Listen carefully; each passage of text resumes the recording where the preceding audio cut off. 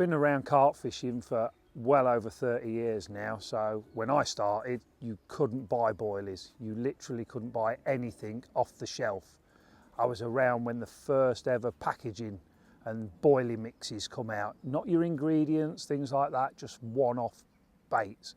So, and as well, with my job being a full-time chef, I'm always interested in food and bits and pieces, and I'm always thinking when I'm at work, a lot of my ideas for bait, for different boilies, for additives, I'll be working with someone at work and think that'd go nicely in that bait, this bait, as a sweetener and everything sort of thing. So, I mean, going back over 30 odd years, I was lucky enough, my parents lived near Rod Hutchinson, so I started off with Hutchie all them years ago, buying his little ingredients, getting the little tips off the men from back then, Hutchie, Brian Hankins, all the legends that we look at now were like my next door neighbours. They were fishing back up in North Lincolnshire, so I was getting them little edges of what to put in bait, what to put with this, and what to make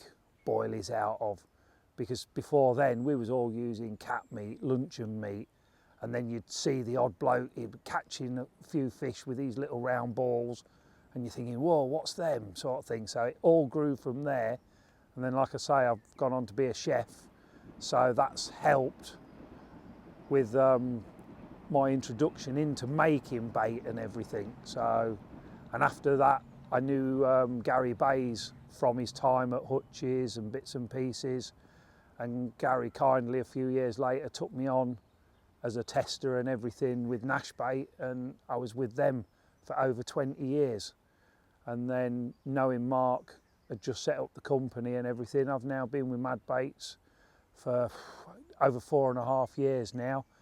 And lucky enough, after all them years around the bait and things, he was looking at growing the company, but knowing that I'm a chef, he wanted to go down the more natural routes, if you like. You know, there's a lot of ingredients out there that people bang in baits and stuff like that. But right from day one, when I walked into the Mad Baits, it was like walking back in time. I was seeing ingredients and bags on the floor, on the shelving and everything, back from when I was a youngster, a teenager, making my own bait. We would go to Haith's and buy all the bird seeds, the robin reds and everything, whereas now Mark has worked his way up, and we've got the official bit from Haith's that we use Haith's robin red in a lot of our baits. We use their CLO and all their bird foods and other bits and pieces. So, as I say, it was like walking back in time and seeing proper ingredients, things that I'd want to put in my own bait and everything. So it was like a no-brainer for me.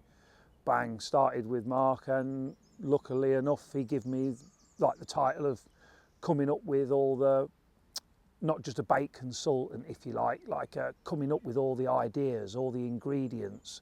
So again, through my catering, if I come across something, all my suppliers, I'll sort of like ring them up, get them to send me a sample bag for work and bits and pieces, but no, boom, straight down the bait factory, and this can go into that bait to replace something else. All the unnatural bits that a lot of companies and we've done in the past, you know, synthetic flavours and stuff. How can we make a bait that's this flavour and this flavour, but rather than adding 3 or 4 synthetic ready-made flavours, can we get that flavour from something natural?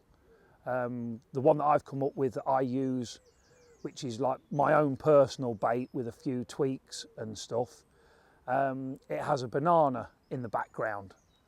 But we've gone away from when I first started it was monster crab, banana and garlic.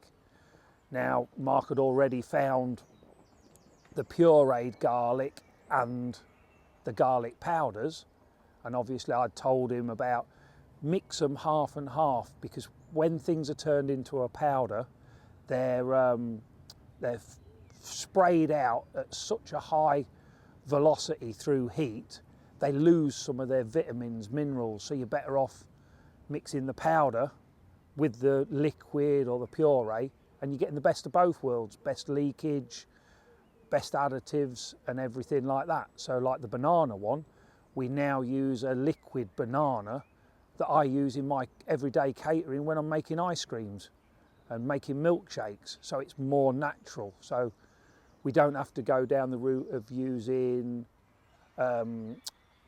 like sweeteners. We don't buy just your off the shelf unnatural sweeteners. We try and use all the sweeteners because everything's natural, everything's got sweeteners in it, fructose, glucose, all the peptins for setting things. The more natural you can do it, A, it's better for the carp, B, it's more digestible, and C, at the end of the day, they'll keep coming back and eating it. It's like us, if you taste something and think, oh, it's not very nice, don't bother. You know, if it's nice, you'll come back and eat it again. And that's my involvement with Mad Baits, you know, coming up with new ideas, new things that people haven't thought about, you know, different types of sweeteners, flavours, additives, digestible, undigestible, or it could be something as simple as Mark will hear of a new ingredient and that, and he'll ring me up, and because of the books and different bits and pieces, I can ring my suppliers up. Right, where do we get this from? Does it come in a natural state? And it gives us a very wide outlook at what's better for the carp, and at the end of the day, what's better to go in a bait and make you, the public, go out with a better bait to catch more fish, because at the end of the day, that's what we're all there for. We're out there to catch carp.